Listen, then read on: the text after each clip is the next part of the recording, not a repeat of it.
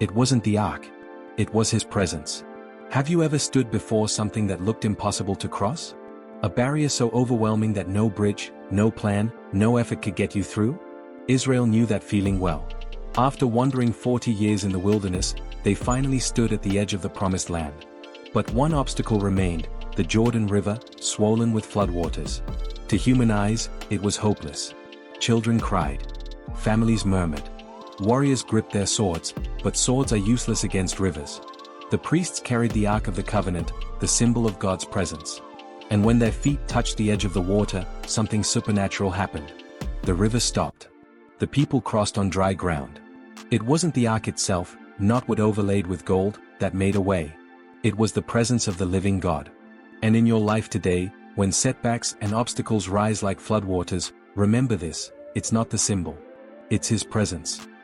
Joshua rose early in the morning. The promise was close, but the Jordan stood in their way. At flood stage, the river stretched wide and deep. Joshua turned to the priests and the people. When you see the Ark of the Covenant of the Lord your God, carried by the Levites, you must follow it. Then you will know which way to go. Consecrate yourselves, for tomorrow the Lord will do wonders among you. The next day, the priests lifted the ark, carrying it on their shoulders. Families watched with bated breath. What would happen?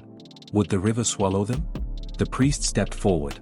1 step, 2 steps, and as soon as their feet touched the water's edge, the raging Jordan halted. The water piled up in a heap far upstream. The ground beneath the priests became dry. A pathway opened through the impossible.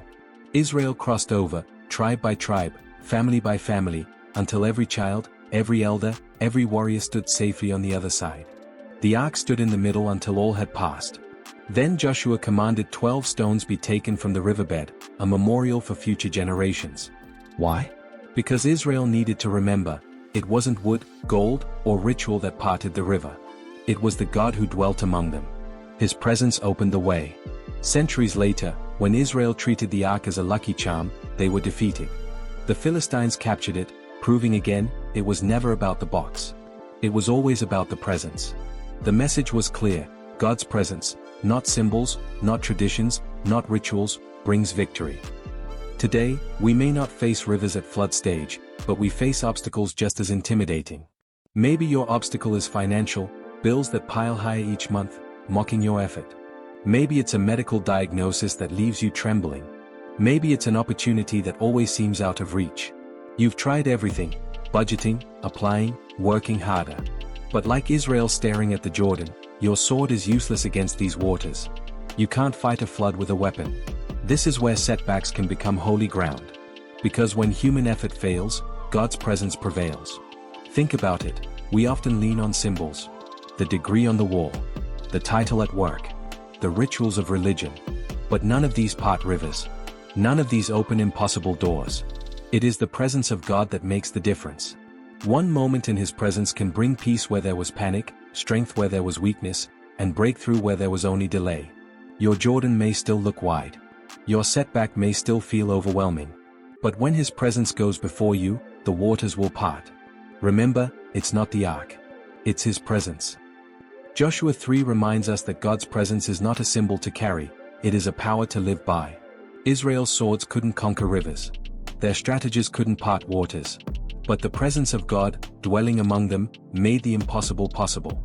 In our lives, setbacks often expose what we're truly leaning on. Are we trusting the ark, the symbol, the degree, the ritual, or the God who empowers us? When your Jordan seems uncrossable, let His presence lead. Worship instead of worrying. Pray instead of panicking. Rest in His Spirit instead of striving in your strength. Because His presence doesn't just comfort, it conquers. His presence doesn't just soothe, it makes a way. And when you step onto the other side of your Jordan, you'll look back and declare, it wasn't the ark. It was His presence. Lord, we confess that too often we lean on symbols, our achievements, our plans, our rituals, forgetting that true power comes only from your presence. Today, we invite you into our setbacks, our barriers, our Jordans. Go before us. Make a way where there seems to be no way. We believe that one moment in your presence is greater than years of our effort. We surrender every obstacle to you. And we declare with faith, it is not by might, not by power, but by your Spirit. Say this with me, it wasn't the ark. It was His presence. And if this message spoke to you, type in the comments, "I need His presence." Share this with someone who feels stuck before their Jordan today.